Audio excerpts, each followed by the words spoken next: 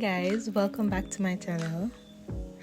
I know I've been a little MIA, but I'm back. If you're new here, I am your virtual assistant Keron, and I'm here to assist you with your US and Canadian visitor visa applications. You can also find me on Instagram at KD Virtual Services for more visa tips and updates. In today's video, I'll be sharing with you some tips for writing a strong invitation letter for your Canada visa application. So whether you're inviting family, friends, or a business associate, this letter can make a big difference. So let's get into it. So here I have a template that I created that I use for most invitation letters. Of course, you'd have to tweak it to your specific circumstance, but the information is pretty basic for you to just input on the letter. But let's take a closer look. Alright, so here we have the first half of the letter. Now we want to ensure that our letter is very clear and concise and has a formal structure. So of course, at the top you will input your information as the person who is inviting the visitor.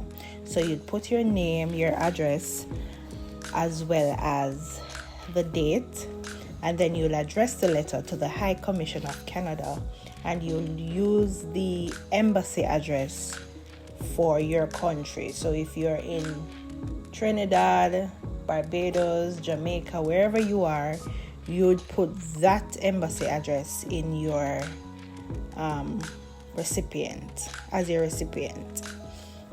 Now we always address the letter to whom it may concern, because of course we do not know who is going to read this letter. Of course, we have our subject, that is letter of invitation for, and you put the person you're inviting's name.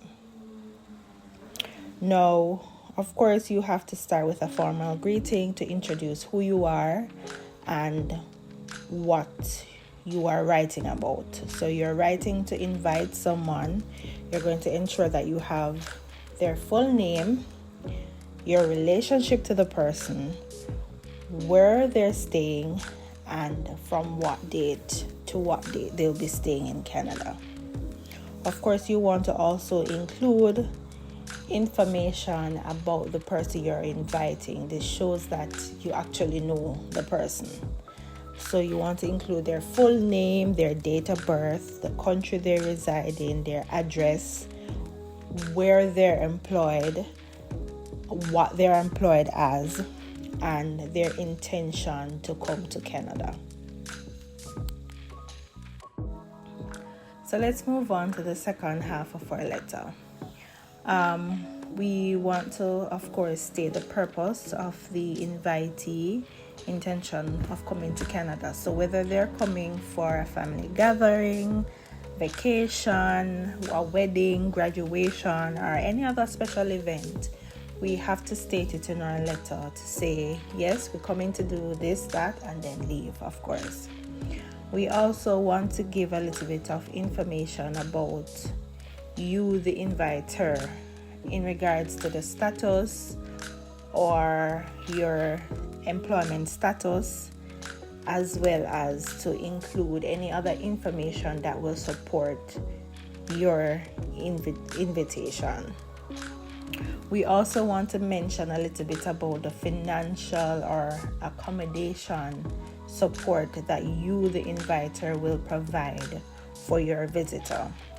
So if it is that you are providing housing, you can state that in your letter. If you're providing food, you can state that in your letter. Of course, if you are covering the entire trip for the person, you'd have to, of course, mention what type of work you do, where you work, and the amount of money you get annually. And you'd also have to provide some sort of information to support this. So whether it's an employment letter or a pay stub, bank statement, whatever it is, you have to provide it along with the invitation letter to support the information that you're putting. If you look on the letter here, I have during the invitee's visit, I will be responsible for accommodation at, of course, you give your address. I will also cover whatever. That is if that goes for your specific case. If that's not the case, then yes, you probably say, I will provide accommodation, transportation, food, but for any other activities, the person will provide that for themselves. In that case, you may not have to provide any pay slips or any bank statement, because the person you're inviting would have already provided that to say yes, they can fully fund their trip in terms of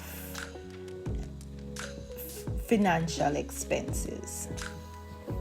Of course, you also want to give them some information, in some contact information, if it is they have additional questions or if they want clarification on anything.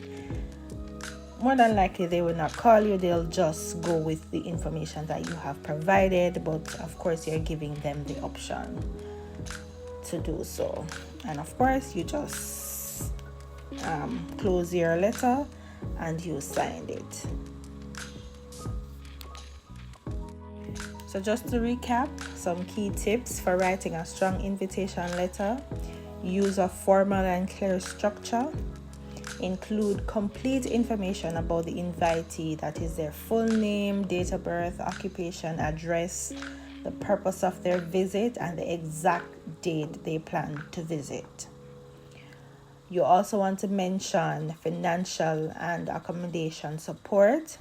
You also want to include information about you yourself, who is inviting the person, as well as provide them with any supporting documents, as well as give them any contact information they can use to contact you if they need further information or further clarification. So when you're through putting in your information based on your specific circumstances, your invitation letter should look something like this. You can pause the video to read, as well as I will put a link in the description box of the template that you can use on your own. Of course, you want to ensure that your letter is signed. Well, that concludes today's video. If you have any questions, put them in the comment section, or if you want to use my services, you can send me a message on Instagram. A link to my Instagram will also be in the description box. In our next video, I will show you how to create a travel itinerary for you to upload for your purpose of travel, because that's one of the documents that you would have to upload when you are applying for a Canadian visitor visa. Until next time, thanks for watching.